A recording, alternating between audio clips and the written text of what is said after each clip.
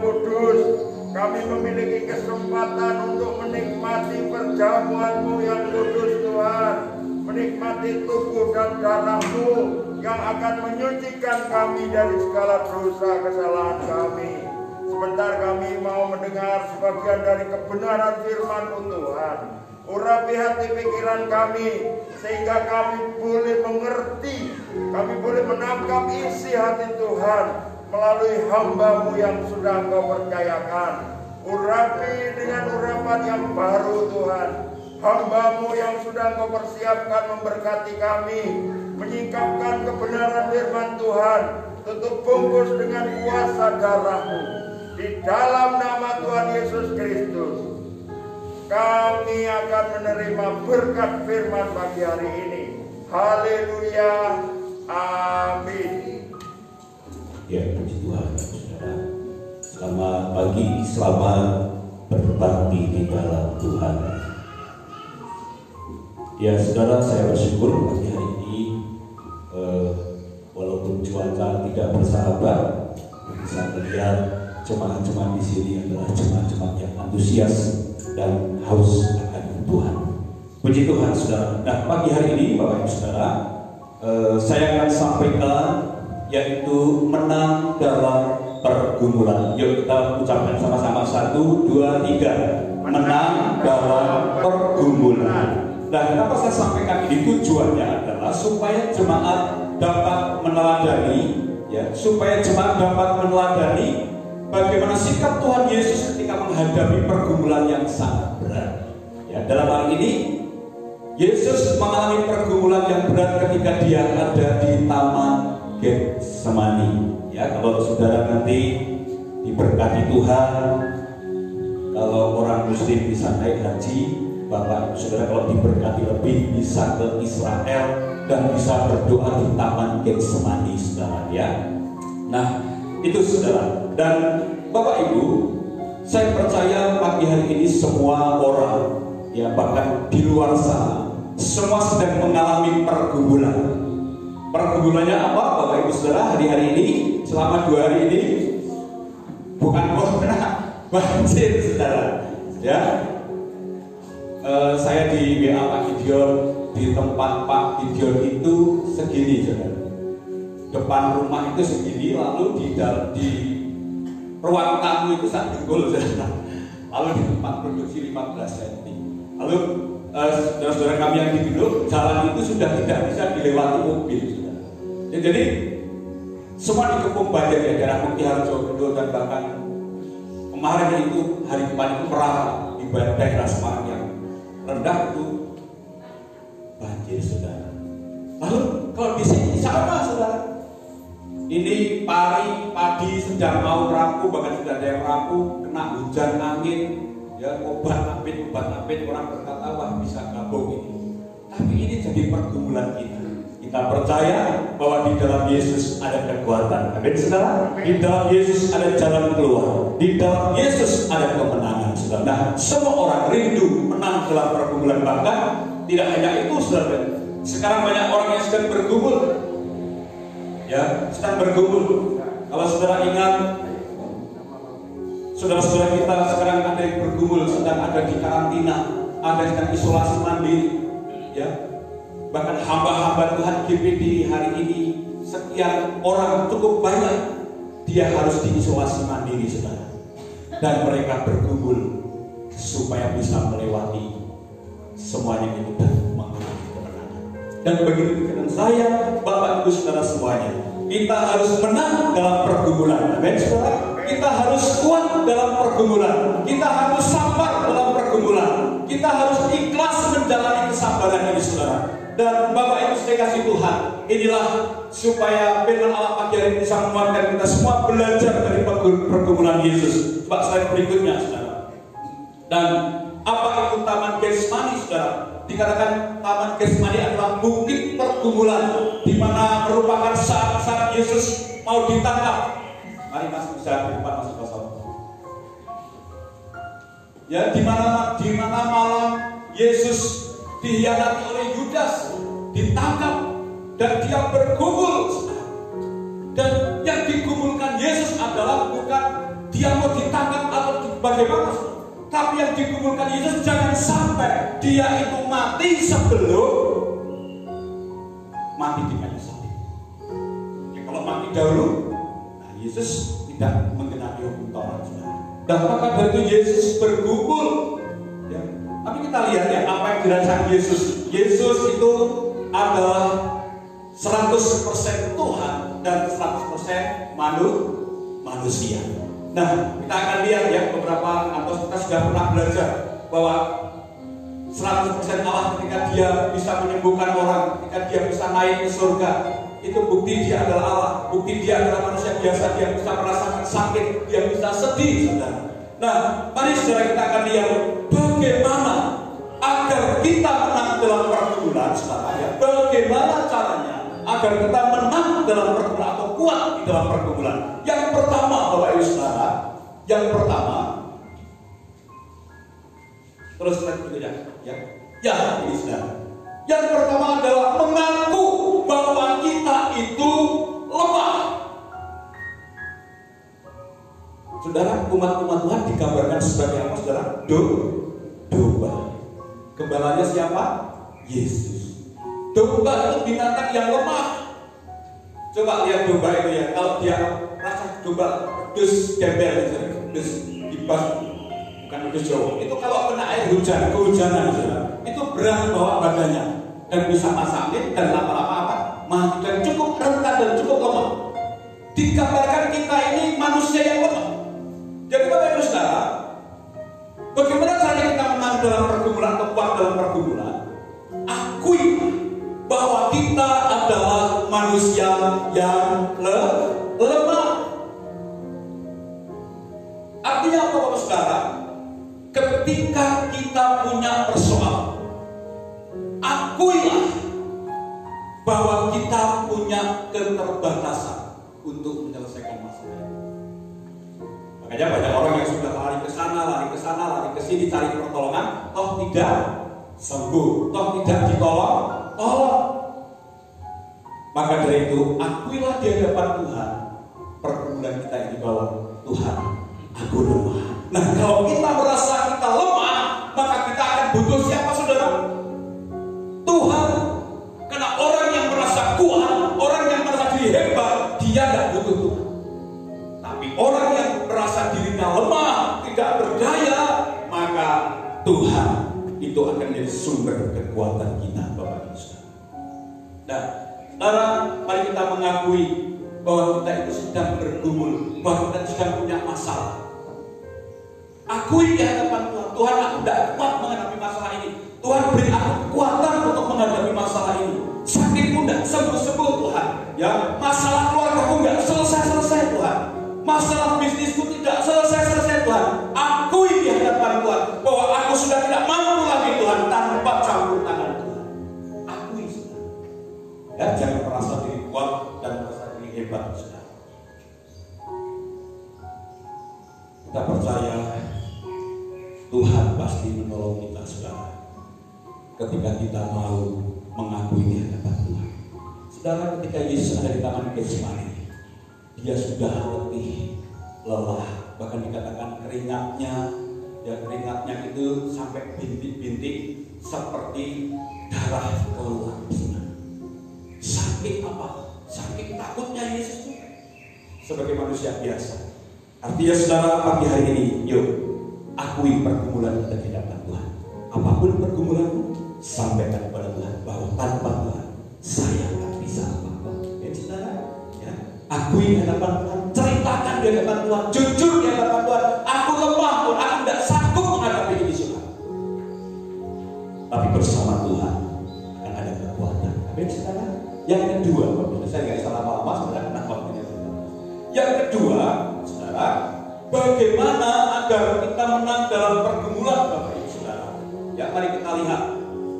Ya, tadi ayatnya baru kita baca di bagian yang pertama, yaitu Markus 14:34 berkata begini, lalu katanya kepada mereka, hatiku sangat sedih, seperti mau apa, saudara? Mati rasanya.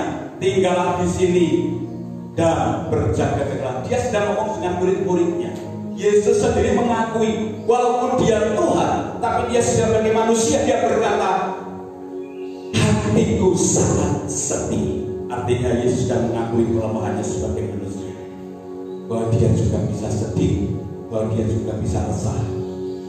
Saudara, sekali lagi saya katakan, akuilah kelemahan kita di hadapan Tuhan, maka Tuhan akan memberikan kekuatan. Dan yang kedua, bagaimana agar kita menang dalam pergumulan, yaitu tetap berdoa walaupun sulit. Yuk kita ucapkan sama-sama. Bagaimana kita akan menang dalam pergumulan? Tetap berdoa walaupun sulit. Sekarang ini kendalanya ada satu, mau doa anak nangis, gitu kan, saudara ya? Mau doa anak-anak masih nonton TV berisik, gitu kan? Mau doa di gereja gerimis, saudara ya? Kendalanya banyak, saudara. Mau berangkat ke gereja ada tamu, gitu ya? Tamunya nggak pulang-pulang, gitu. Kendalanya ada saja. Tapi walaupun sulit, mau doa masalah belum selesai.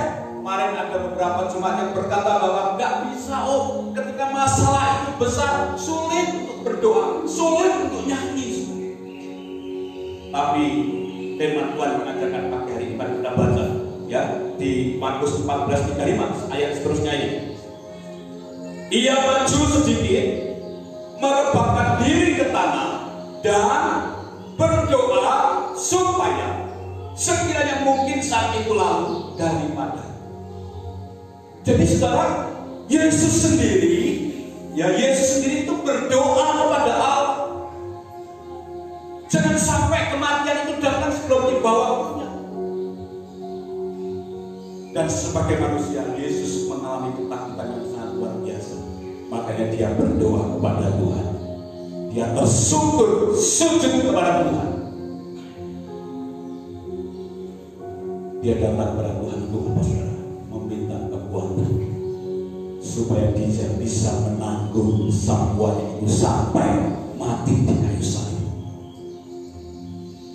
Apa artinya saudara? Menanggung semua sampai mati di kayu salib. Buat pelajaran buat kita adalah ketika kita berdoa kepada Tuhan, Tuhan akan beri kesanggupan sampai masalah itu selesai, sampai jalan keluar itu ada, sampai kita mengalami kemenangan. Jangan berhenti berdoa. Terus berdoa walaupun sulit. Doa belum dijawab, terus berdoa. Ini mungkin orang yang lihat di secara langsung, saudara. Ada anak Tuhan yang berkata, Pak, masa sudah dikatakan besok cair, dijadari besoknya lagi dibilang cairnya minggu depan belum cair juga, sampai 2-3 bulan lebih sampai hari ini. Tapi yang saya salut dari Pak ini, dia masih berkata, Pak Pendeta, doakan saya supaya besok cair. Saya berkata, Mami juga harus berdoa. Tidak hanya saya yang saya salut adalah sampai hari ini dia terus berdoa, walaupun cairnya masih berkata besok cair, sampai hari ini dia masih berdoa. Karena dia punya keyakinan satu ketika pasti cair. Amin. Ada yang hari ini belum ada jalan keluar. Jangan berhenti berdoa, walaupun itu sulit Bapak Ibu lakukan.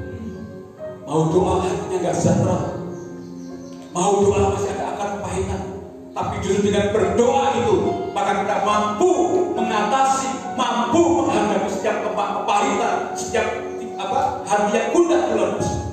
Karena kita mau berdoa kepada Tuhan. Tuhan itu senang lihat orang yang berdoa. Saudara, jujur, saya kalau doa pagi sekarang pakai catatan. Kenapa? Saya rindu semua bisa saya doakan. Dari jemaat yang ada di Semarang sampai ke Kudus, saya doakan semua. Mas Damar ini di urutan nomor terakhir yang saya doakan, sehingga saya tidak lupa. Saya rindu, saya tidak akan pernah berhenti berdoa. sampai jemaat betul-betul mengalami lawatan Tuhan dari hari ke hari. Dan pasti tidak akan pernah berhenti berdoa, karena semua punya pergumulan silih berganti. Maka itulah kita harus terus berdoa supaya kita menang dan kuat di dalam pergumulan. Amin, saudara. Saat ini yang berkata bebanku berat, datang kepada Tuhan, bersyukur di hadapan Tuhan. Tadi yang pertama ceritakan semua kepada Tuhan, akui kelemahan kita. Lalu yang kedua, berdoa, menyerahlah kepada Tuhan. Ya, coba slide berikutnya. Slide klik. Ini apa, laptopnya perlu diganti atau gimana? Atau tangannya? Gak bisa. Ya baik. Jadi artinya saudara, yuk kita terus berdoa dalam pergumulan kita. Terus berdoa. Nah, lalu bagaimana caranya kita bisa kuat dalam pergumulan? Yang ketiga, yang terakhir Bapak Ibu Saudara. Yang ketiga, karena kita akan lihat saudara di dalam Markus 14 ayat 36, ayat setelah ini yang kita baca tadi. Mari kita akan baca bersama-sama, ayat ini cukup luar biasa. Ya, kita baca ayat 36. Yuk kita baca 1, 2, 3. Katanya, ya Aba, ya Bapa, tidak ada yang mustahil bagimu. Ambillah cawan ini daripadaku, tetapi janganlah apa yang aku kehendaki, melainkan apa yang engkau. Sebenarnya kalau kita perhatikan ayat ini seperti ada keputusasaan daripada Tuhan. Karena saking takutnya, saking beratnya pergumulan itu, dia sampai berkata apa saudara? Ya Bapa, tidak ada yang mustahil bagi Allah.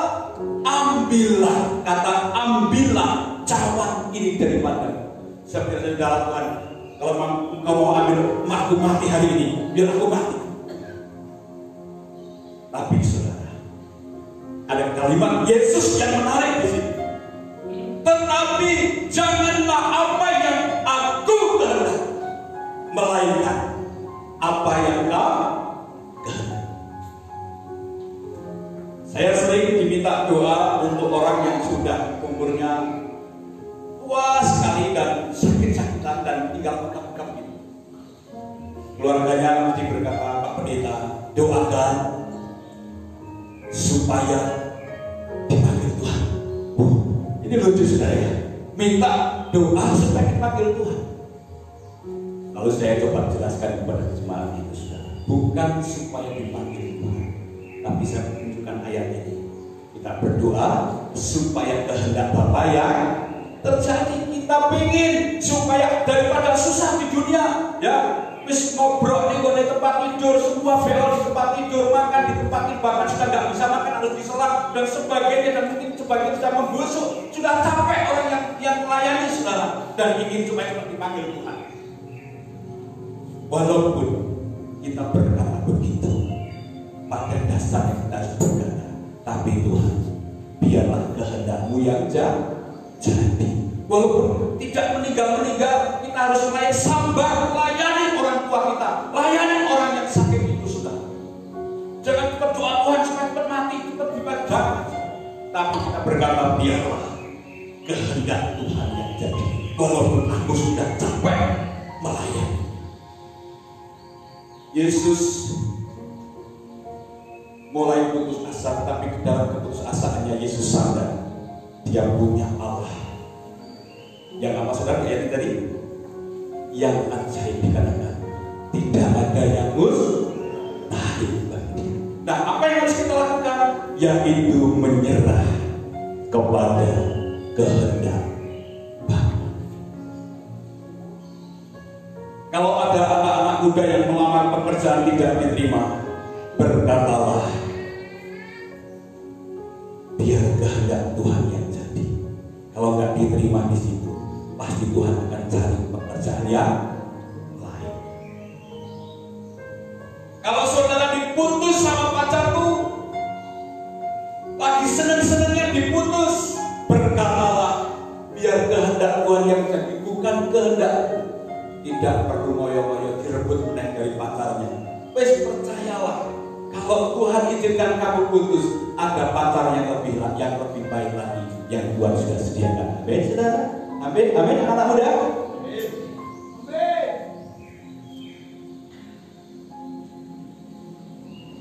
Kemarin ada yang sharing jual mobil dan laku-laku gitu. Saya percaya kok kalau Tuhan tidak laku-laku, pasti ada kehendak Tuhan yang lain. Mungkin lakunya akan lebih mahal. Tapi saudara, jangan takut. Serahkan hidupmu pada Tuhan, berdoa kepada Tuhan dan menyerah kepada kehendak Tuhan. Apapun yang Tuhan izinkan terjadi dalam kehidupan kita. Dikatakan dalam Roma 8:28, Allah turut bekerja untuk mendatangkan sebuah kebaikan. Itu ambil pelajaran. Jadi mungkin saat ini kita menghadapi situasi yang sangat sulit. Cobalah berkata, aku pengen ini Tuhan, aku sudah pengen ini Tuhan, tapi biarlah bukan kehendakku yang terjadi, tapi kehendakku yang jadi. Mau Tuhan menghadapi pergumulan saudara, serahkan hidupmu kepada Tuhan. Dia Tuhan yang tahu. Coba slide berikutnya. Ya, ini artinya, tidak saudara.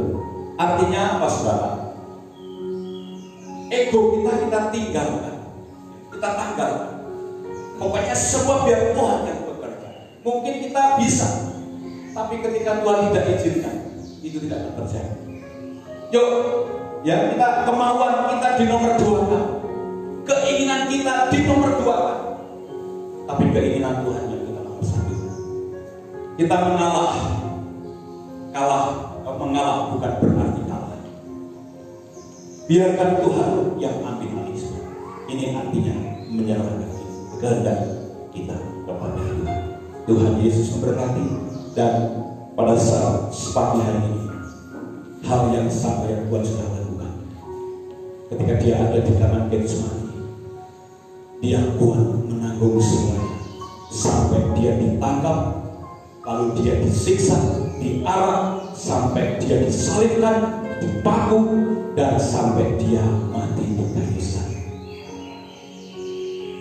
Kali yang kedua Yesus berkata, aku sudah tidak kuat, makanya aku serahkan nyawaku kepada Tuhan. Yang Eloi Eloi lama sabachthani. Pagi hari ini saudara lalu berkata, Tuhan, aku sudah tidak mampu menghadapi pergumulanku, dan kami serahkan semua dalam kehendak, dan Tuhan akan turun tangan menolong dan menguatkan kita. Tundukkan kepala kita. Haleluya.